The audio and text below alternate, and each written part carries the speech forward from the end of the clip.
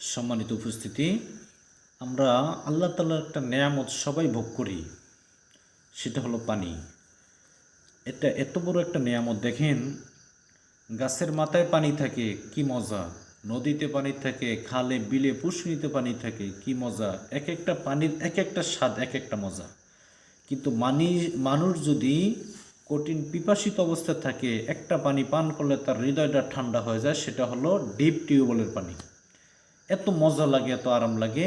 আমরা পানিটা সবাই পান করি, সবাই তৃপ্তি পাই, কিন্তু পানিটা খাওয়ার ভিতর কিছু সুন্নত আছে। আল্লাহ রসুল সাল্লাল্লাহু আলাইহি ওয়াসাল্লাম পানি পান করছেন, কিছু সুন্নত আছে। তার ভিতরে 1 নম্বর সুন্নত হলো পানিটা দেখে খাওয়া। আমরা তো অনেক সময় আছে পানি নিয়ে সাথে খাইয়া ফেলাই, কিন্তু রসুলের সুন্নত হলো পানিটা দেখে খাওয়া।